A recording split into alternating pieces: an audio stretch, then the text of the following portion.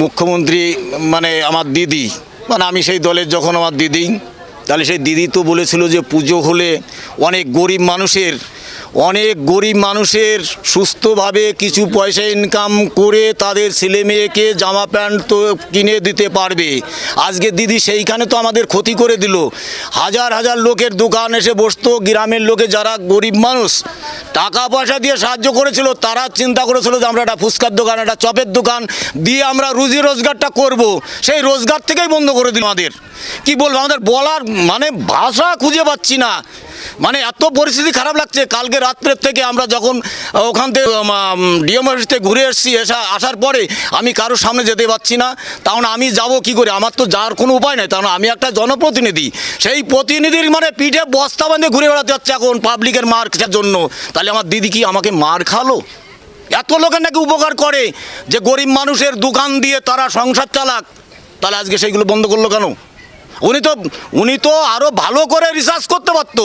আর যাদের কাছে দায়িত্ব দিচ্ছে তারা সেই রিপোর্টগুলো ঠিক মতন দিদির কাছে পৌঁছাচ্ছে না, আর দিদি ওইখানে বসেই আমাদের বন্ধ করে দিচ্ছে। কালকে আমাকে বলল আমাদের এইখানে নেতা সমীর পোদ্দার, প্রাক্তন এমএলএ, ওনাকে সব কিছু বলা হয়েছে। উনিও আমাদের নিয়ে অনেকটা চেষ্টা করেছিল। আমাদের এই পুজো নিয়ে যখন আলোচনা করলে পরে নাকি ওনার নাকি সিকিউরিটি তুলে নিয়ে গেছে, সেটাও আমাদের কানে এসছে। কালকে এখানে এসছিল, উনি আসার সঙ্গে সঙ্গে বললো, দেখো তোমাদের এই ব্যাপার নিয়ে আমরা যতটাই করেছি তার জন্য আমার সিকিউরিটিটা তুলে নিয়ে চলে গেছে।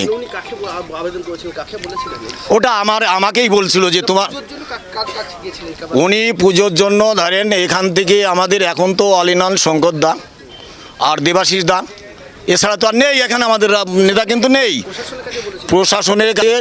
সব দিকে আমরা প্রথমে যখন শুরু করি মুখে মুখে বলার পরে আমাদের এইখান থেকে লিখিত করার পরে ইন্সপেকশনে আসলো আমাদের বর্ডার সাহেব, ওসি সাহেব, ওনারা দেখে টেকে মোটামুটি ওনারা বললো যে মোটামুটি যে এটা অসুবিধের কিছু নাই, পরে একটা মিটিং করে জানানো হবে।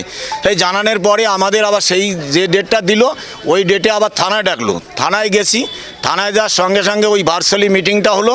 দিদি ওইখান থেকে বললো কে বা কারে 12 ফুট পুজো করছে, যদি পদপিষ্ট হয়ে যায় তাহলে দায়ী হবে কে, দায়ী হতে গেলে ক্লাব কর্তৃপক্ষকে দায়ী নিতে হবে।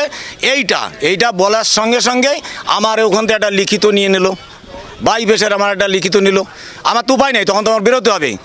আমি যে সময়টা নেব যে ক্লাবের সাথে আলোচনা করে আমি লিখিত দেবো, কিন্তু আমার একটা লিখিত টাইম দিল না। তখনই আমার লিখিত করে আবার বেরিয়ে আসলাম। আমি বাড়ি আসার সঙ্গে সঙ্গে আমার ক্লাবের ছেলেপেলে মানে আমাকে তো যা তা গালাগালি কিস্তি ক্যামেরা আরম্ভ করেছে। আমি পরে যে আবার ডিআইবির কাছে সকালবেলা চলে গেছি, দেখেন এইটা করার জন্য কিন্তু আমি বাড়ি ঢুকতে পারছি না। তাহলে আমি কত ধৈর্য নেব আর বলেন? এখানে যে প্রশাসন যে দাঁড়িয়ে আছে, প্রশাসনদের যতটুকু সহযোগিতা করার দরকার আমি করছি। প্রশাসনের বিরুদ্ধে এখানে কিন্তু একটা ছেলে পেলে আমাদের কিন্তু কোনো আজে বাজে কথা বলে না। এখন পাশের লোকও যদি কিছু বলে সেটার দায়ী কিন্তু আমি না, ওনাদের সঙ্গে আমি আলোচনা করেছি। দেখেন যদি পাশের থেকে সেই পেশাটা কিন্তু আমাকে ফেলবেন না। আর আমি যত সময় আছি, যত সময় আমি ফিল্ডে থাকবো, তত সময় আপনাদের কাছে কেউ কিছু বলতে পারবে না। প্রাক্তন বিধায়কের ঘটনাটাও যে ওইটা বলে দিলাম। উনি আমার এই পুজো নিয়ে নাকি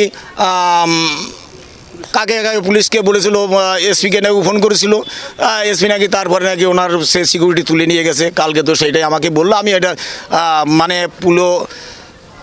আগে তো জানতাম না, কালকে এসেছিলো আমার এখানে, এইটাই এসে বলে যে তোমার জন্য কিন্তু আজকে আমার সিকিউরিটি